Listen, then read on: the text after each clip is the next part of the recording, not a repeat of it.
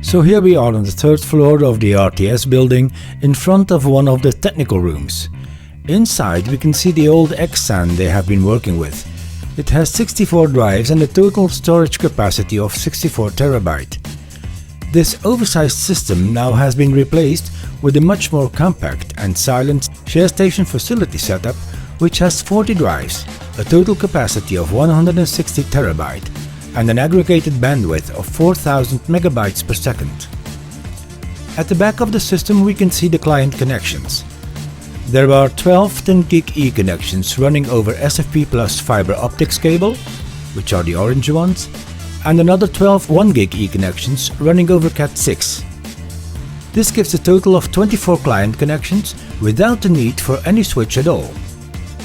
So actually the ShareStation connects directly to the RTS network patches, allowing any editing or ingest room to connect to the shared storage system, either over 10 gig E or over 1 gig E.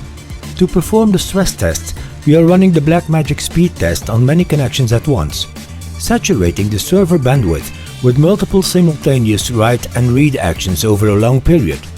Here we are at the main ingest room, where two machines are writing and reading at average speeds of 450 megabytes per second each. The test allows us to see if all the clients still have a comfortable constant bandwidth while the server is being pushed to its limits. On the second floor we have a Pro Tools audio finishing room with the Pro Tools machine connected over 1 gig E and performing write and read actions at an average constant speed of 100 megabytes per second. In the same room we have another 10 gig E client writing and reading with sustained average speeds of 450 megabytes per second.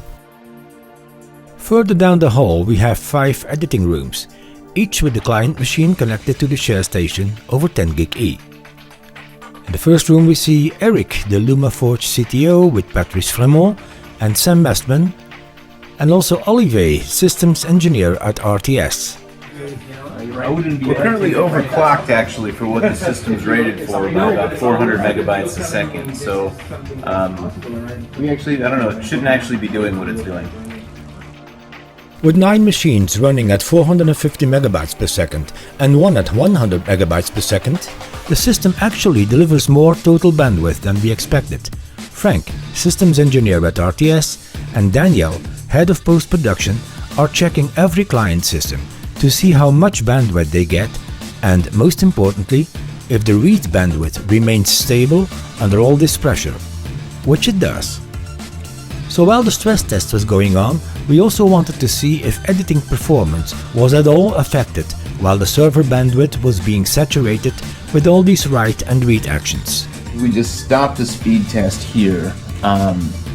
And we're like, all right, well, while all this is happening, we're basically saturating. We're still kind of overclocked. We're supposed to be right at the limit of where we're supposed to be able to go with these speed tests for this given system.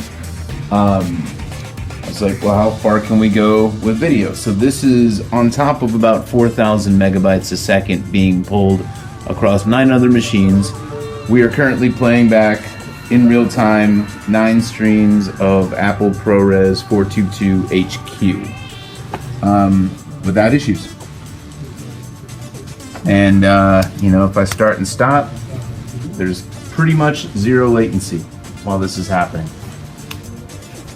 And if you notice, I'm able to stream, and essentially there's literally like no latency to this. This is 9 streams, and this is HQ. This is not a light codec. And this is with 9 simultaneous Blackmagic speed tests going on in the background on top of it. I'm actually surprised this is working, so this is somewhat exciting.